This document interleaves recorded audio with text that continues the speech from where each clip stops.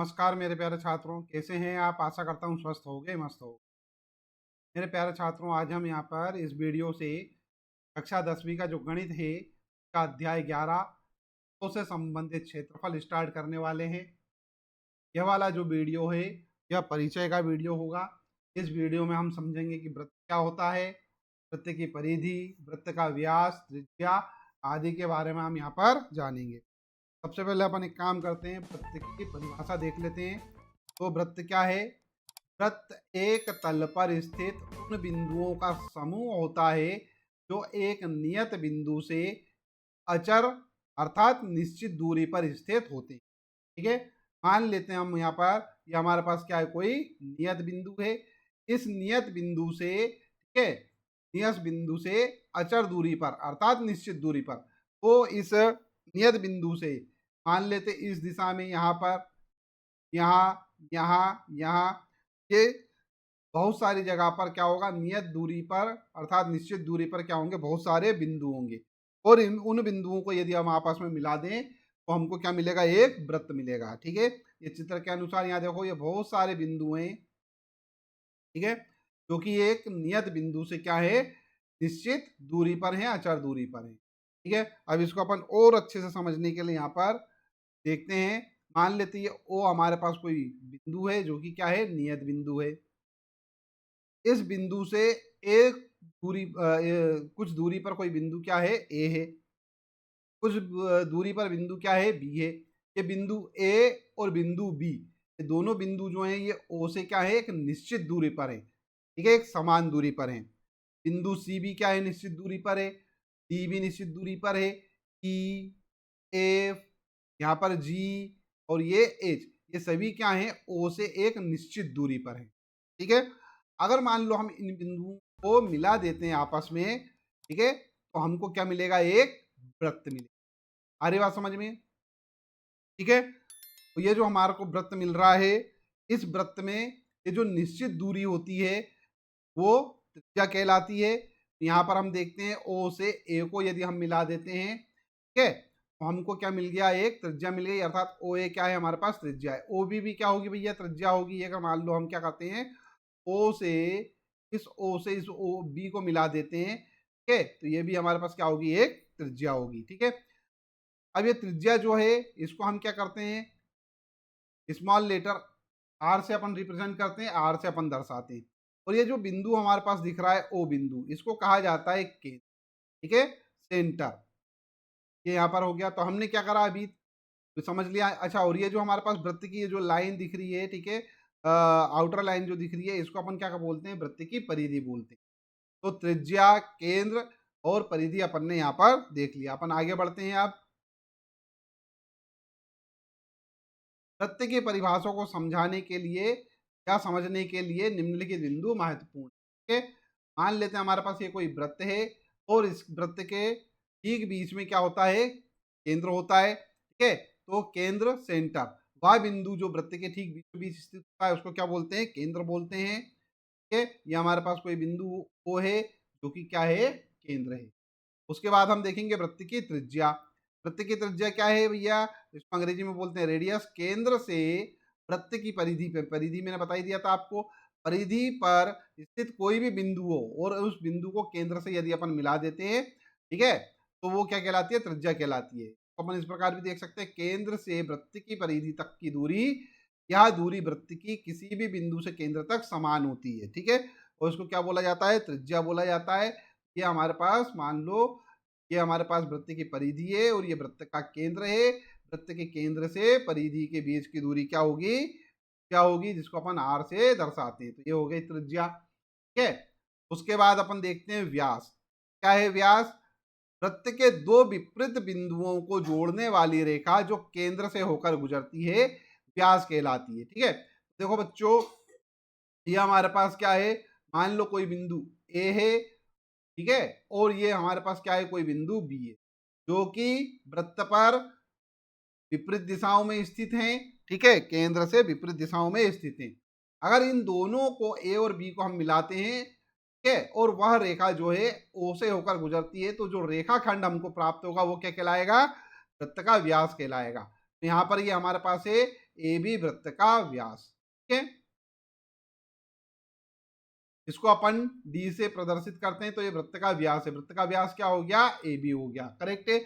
और ये वृत्त का व्यास होता है बच्चों, ये त्रिज्या का दुगना होता है। क्यों होता है भैया त्रिज्या का दुगना, यहां से देखो, यहां देखो, ये ओ से ए तक का मान, ये तो हो गया भैया आर, और ओ से बी तक का ये वाला मान भी क्या हो गया हमारे पास आर। तो ये आर और आर क्या हो गए, 2r हो गए। ठीक है, तो ये जो डी है ये किसके बराबर हो जाएगा, 2r के बराबर हो जाएगा। तो वृत्त का वो जो व्यास होता है वो क्या होता है, त्रिज्या से दुगना होता है। ठीक है, अब उसके बाद देखते हैं वृत्त की परिधि। परिधि मैंने बता ही दिया था आपको, वृत्त की बाहरी रेखा या आकृति जो है वो क्या कहलाती है, परिधि कहलाती है। तो ये हमारे पास हो गई परिधि। ठीक है, उसके बाद वृत्त की जीवा। जीवा जो है हमारे पास क्या होगी, वृत्त की जीवा वह रेखा होती है या रेखाखंड होती है, यहाँ पे रेखा लिखा हुआ है, रेखाखंड होती है जो वृत्त की परिधि पर स्थित दो बिंदुओं को जोड़ती है। मान लेते हैं हमारे पास ये हमारे पास वृत्त की परिधि है, परिधि पर कोई दो बिंदु है। ठीक है, एक बिंदु P है ये, और एक बिंदु क्या है, Q है ये। ठीक है, तो ये बिंदु P और ये बिंदु Q, इन दोनों बिंदुओं को अपन मिला देते हैं तो जो भी नया रेखाखंड अपने को प्राप्त होगा वो क्या कहलाएगा, हमारा जीवा कहलाएगी। ठीक है, तो ये हो गई हमारे पास वृत्त की जीवा। वृत्त का क्षेत्रफल, अब क्षेत्रफल क्या होता है, उस दो आयामी स्थान का माप है जो वृत्त के अंदर होता है। इसे त्रिज्या के आधार पर निम्नलिखित सूत्र से निकाला जाता है। एक काम करते पहले अपन देख लेते हैं कि क्षेत्रफल क्या होता है। तो बच्चों ये जो परिधि है ना, ये परिधि से घिरा हुआ जो भी क्षेत्र होगा वो क्या कहलाएगा, इस वृत्त का क्षेत्रफल कहलाएगा। ठीक है, जो भी एरिया होगा इस वृत्त के अंदर अंदर, इस परिधि के अंदर अंदर जो भी क्षेत्रफल होगा, जो भी एरिया होगा वो क्या कहलाएगा, हमारे पास इसका क्षेत्रफल कहलाएगा। यहाँ पर देखिए जो सफेद सफेद भाग दिखाई दे रहा है ये क्या है, वृत्त का। ठीक है, अब वृत्त की परिधि, वृत्त की परिधि का सूत्र हमारे पास होता है C बराबर 2 पाई r, जहां r क्या है, त्रिज्या। ठीक है, और वृत्त का क्षेत्रफल, वृत्त का क्षेत्रफल A बराबर पाई r स्क्वायर, करेक्ट है। चले बच्चों अपन वृत्त के अन्य पार्ट भी देख लेते हैं, अन्य भाग भी देख लेते हैं। ठीक है, हम यहाँ पढ़ेंगे वृत्त का चाप। अब वृत्त का चाप क्या होता है, मान लेते हैं हमारे पास क्या है, कोई वृत्त है। ठीक है, इस वृत्त पर अपन क्या करें, अगर मान लो दो पॉइंट ले लें, पॉइंट ए और ये पॉइंट क्यू। ठीक है, वृत्त के ऊपर दो बिंदु अपन ने बना लिए, बिंदु पी और बिंदु क्यू। अब अपन क्या करते हैं, इस बिंदु पी से चलना शुरू करते हैं, कहाँ तक, क्यू तक। किसके ऊपर चल रहे हैं अपन, वृत्त के ऊपर चल रहे हैं। ठीक है, इस प्रकार से अपन चलना प्रारंभ करते हैं वृत्त के ऊपर। तो ये जो P से Q तक जो अपन दूरी चलते हैं वो क्या कहलाती है, वृत्त की चाप कहलाती है। देखो बच्चों, P से Q चले अपन इस दिशा में तो ये छोटा चाप कहलाएगा, और ये हमारा अगर मान लो P से अपन इधर Q की ओर चलते हैं इस साइड में तो ये बड़ा चाप कहलाएगा। ठीक है, तो छोटे चाप को अपन बोलते हैं लघु चाप, और बड़े चाप को अपन बोलते हैं दीर्घ चाप। ठीक है, तो ये इस प्रकार से हमारे पास होगा क्या, अगर मान लो ये P और Q है, इन दोनों को अपन क्या कर दे, अलग अलग कर दे, यहाँ पर से काट दे। अगर मान लो यहाँ से और यहाँ से इसको काट दे तो इस प्रकार से हमारे पास भाग हो गए दो। ये पी क्यू, ये हो गया हमारे पास छोटा वाला भाग। ये छोटे वाले भाग को अपन क्या बोलते हैं, लघु चाप बोलते हैं। ठीक है, और जो बड़ा वाला जो भाग है, ठीक है, बड़ा वाला जो भाग होगा वो क्या कहलाएगा, दीर्घ चाप कहलाएगा। ठीक है, तो ये एक्चुअली क्या है, परिधि के दो छोटे हिस्से हैं। ठीक है, परिधि का छोटा वाला हिस्सा जो है यहाँ पर हमारे पास पी क्यू, ये कहलाएगा लघु चाप, और ये जो परिधि है हमारे पास, इसका जो बड़ा वाला हिस्सा कहलाएगा, ये क्या कहलाएगा, दीर्घ चाप कहलाएगा। ठीक है, और अच्छे से समझ लेते हैं इसको। देखो हमारे पास यहाँ पर ये कोई डायग्राम दे रखा है, ये हमारे पास क्या है, कोई वृत्त है। इस वृत्त को अपन क्या करते हैं, यहाँ पर से I और J दो बिंदुओं में के साथ अपन इसको तोड़ देते हैं, तो ये हमारे पास हो जाएगा ये छोटा वाला चाप और ये बड़ा वाला चाप। ठीक है, ये इस प्रकार से। तो दीर्घ चाप और लघु चाप, आशा करता हूँ आपको समझ में आ गया होगा। ये लघु चाप हो गया और ये दीर्घ चाप बड़ा वाला। ठीक है, उसके बाद आता है हमारे पास वृत्तखंड। अब वृत्तखंड यहाँ पर देखो बहुत ही आसान काम है। ये हमारे पास क्या है, कोई वृत्त दे रखा है। ठीक है ये वृत्त दे रखा है। इस वृत्त पर अगर मान लो हम क्या करते हैं, कोई दो बिंदु ले लेते हैं, बिंदु ए और बिंदु बी। ठीक है। और इन दोनों बिंदुओं को क्या करते हैं अपन, मिला देते हैं, तो एक रेखाखंड अपने को मिल जाएगा, कौन सा, ए बी। अर्थात अपन क्या करेंगे, ये जीवा हो गई, ठीक है। तो जीवा से इस वृत्त को दो भागों में यदि विभक्त कर दिया जाए, किसी जीवा से यदि किसी वृत्त को दो भागों में विभक्त कर दिया जाए, तो वो क्या कहलाते हैं, उसके वृत्तखंड कहलाते हैं।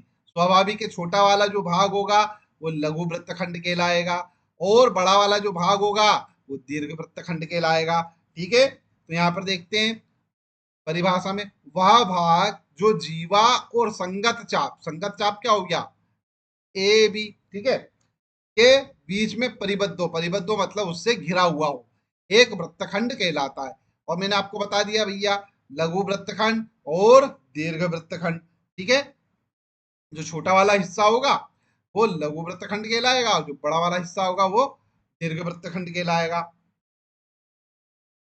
उसके बाद बात करेंगे अपन त्रिज्या खंड की। त्रिज्या खंड क्या होंगे, देखो, एक वृत्त के क्षेत्र का वह भाग जो त्रिज्याओं और संगत चाप से घिरा हो, परिबद्ध हो, उस वृत्त का एक त्रिज्या खंड कहलाता है, ठीक है। तो यह हमारे पास है, मान लो कोई वृत्त है ये, ठीक है, और उस वृत्त में हमारे पास ध्यान देंगे अपन, ये दो भाग हैं, ये हमारे पास क्या है,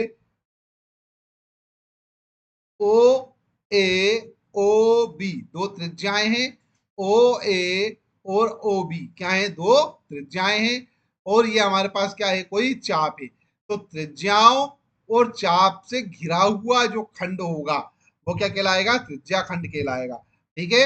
आ रही बात समझ में। वृत्तखंड में क्या होता है, वृत्तखंड में जीवा से, वृत्तखंड में क्या होता है, जीवा से घिरा हुआ रहता है, ठीक है, ये ए बी। और त्रिज्या खंड में क्या होता है, त्रिज्याओं से घिरा हुआ रहता है, ठीक है। फिर ध्यान दे लेते हैं अपन, वृत्तखंड में क्या होता है, जीवा से घिरा हुआ रहता है, और त्रिज्या खंड में क्या, दो त्रिज्याओं से, तो त्रिज्या ओ ए और त्रिज्या ओ बी, ठीक है। आ रही बात समझ में।